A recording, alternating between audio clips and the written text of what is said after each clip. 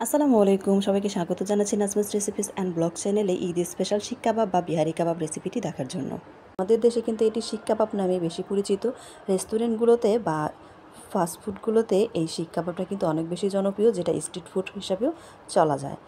এই শিক কাবাবটি অনেক বেশি টেস্টি করে কিভাবে তৈরি করবেন আজকে সেই টিপসটাই শেয়ার করছি। দেখতেন হাত দিয়ে ধরলেই কিন্তু একদম সফটভাবে চলে আসছে।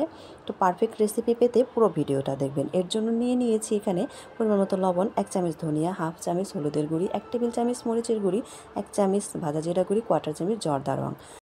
এখানে নিয়েছি 4টি সবুজ এলাচ, 1টি বড় এলাচ, 1 টুকরো দারচিনি, 1টি তেজপাতা, হাফ জয়ত্রী, ছোটো জয়ফলে 4 ভাগের 1 ভাগ, হাফ চামচ জিরা, হাফ চামচ সাদা গোলমরিচ, 1 চামচ আস্ত ধনিয়া। আর লাগবে 1 ইঞ্চি পরিমাণ খোসা সহকারে পেঁপে, 1 ইঞ্চি আদা, 3 টুকরো রসুন, ছোটো 2টি পেঁয়াজ। আর এখানে নিয়েছি 4টি ভাজা শুকনো মরিচ। অবশ্যই এই ভাজা শুকনো মরিচটা দেওয়ার চেষ্টা করবেন, এতে করে কিন্তু ফ্লেভারটা খুব ভালো আসবে।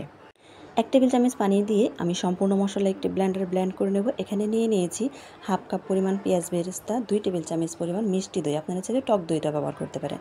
এটা আমি ব্লেন্ডারে ব্লেন্ড করে নেব। এখানে নিয়েছি গরুর মাংস। দেখতে পাচ্ছেন আমি এরকম লম্বা লম্বা করে স্লাইস করে নিয়েছি।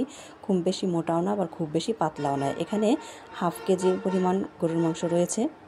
সম্পূর্ণ মশলাটা ঢেলে দিয়ে দিলাম। এবার দিয়ে দিচ্ছি সেই যে আমাদের মশলাটা পেস্ট করে রেখেছিলাম সেটা দিয়ে দিচ্ছি। এখন দিয়ে দিচ্ছি মিষ্টি দই আর পেঁয়াজ বেরেস্তা পেস্ট করে রেখেছিলাম সেটা। সম্পূর্ণটা দিয়ে ভালোভাবে একটু মিক্স করতে হবে, যেন কোনো মাংসের অংশই মশলা থেকে বাকি না থেকে যায়।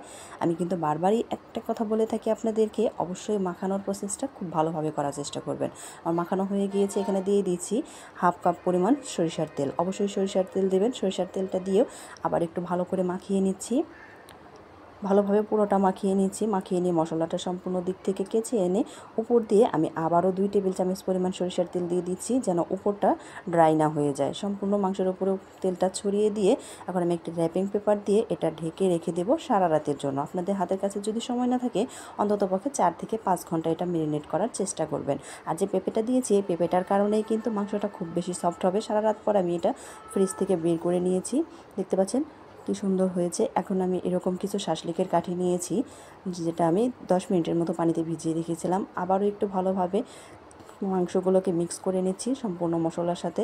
তারপর এরকমই করে একটি শাসলিকের কাঠি নিয়ে আমি মাংসগুলোকে গেঁথে নিচ্ছি। দেখে নিশ্চয়ই বুঝতে পারছেন আমি কীভাবে করছি। জাস্ট এটাকে একটু পেঁচিয়ে ঘোরাতে হবে, তা না হলে কিন্তু মাংসটা ছুটে আসবে।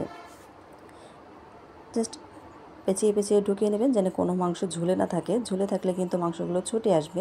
তো আমি এভাবে করেই সবগুলো শিক ঢুকিয়ে নিচ্ছি। দেখতে পাচ্ছেন আমার সবগুলো কিন্তু বানানো হয়ে গিয়েছে। চলে যাচ্ছি ভাজার জন্য। এর জন্য নিয়েছি এখানে সরিষার তেল। 1/4 কাপ পরিমাণ সরিষার তেল এখানে দিয়ে দিলাম। সম্পূর্ণ প্যানের মধ্যে একটু ব্রাশ দিয়ে ছড়িয়ে নিচ্ছি। তারপরে আমি এখানে কিছু শাসলিকের কাঠিতে যে গেঁথে রেখেছিলাম শিকগুলো সেগুলো দিয়ে দিচ্ছি। আপনারা চাইলে কিন্তু এই শিকগুলো লোহার শিকেও গেঁথে নিতে পারেন।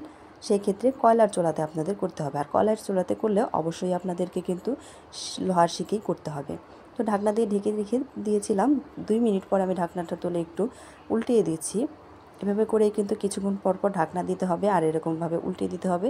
এতে করে মাংসটা অনেক তাড়াতাড়ি সেদ্ধ হয়ে যাবে আর নিচ থেকে এরকম সুন্দর একটা কালারও চলে আসবে।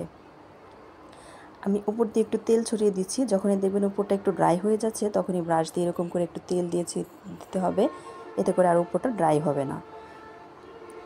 তো আমি 8 থেকে 9 মিনিটের মতো এটা ভেজে নিচ্ছি। আপনাদের সময়টা একটু কম বা বেশিও লাগতে পারে। এবার কয়লার প্রসেসটা করে নিচ্ছি। শিক কাবাবে কিন্তু স্মোকি একটা ফ্লেভার আসে, সেটার জন্য আমি 1 টুকরো কয়লা এরকম জ্বলন্ত আগুনে দিয়ে একটু জ্বালিয়ে নিচ্ছি। তারপর একটি সার্ভিং বোলের মধ্যে আমি এই জ্বলন্ত কয়লাটা দিয়ে দিব। জাস্ট আগুনটা নিভিয়ে দিয়ে এরকম সার্ভিং বোলের উপরে দিয়ে সরিষার তেল দিয়ে দিলেই কিন্তু ধোঁয়াটা অনেক ভালোভাবে বের হবে। একটি ঢাকনা দিয়ে ঢেকে দিলেই কিন্তু স্মোকি ফ্লেভারটা মাংসের ভিতর খুব সুন্দরভাবে ঢুকে যাবে। ঢাকনাটা দিয়ে দিয়েছিলাম। ঢাকনাটা সরিয়ে নিয়ে পরিবেশন করে দেখিয়ে দিচ্ছি। দেখতে পাচ্ছেন কত সুন্দর হয়েছে। তো অবশ্যই বাড়িতে এভাবে করে একবার ট্রাই করবেন, আর ট্রাই করলে আমাদেরকে ফিডব্যাক দিতে ভুলবেন না।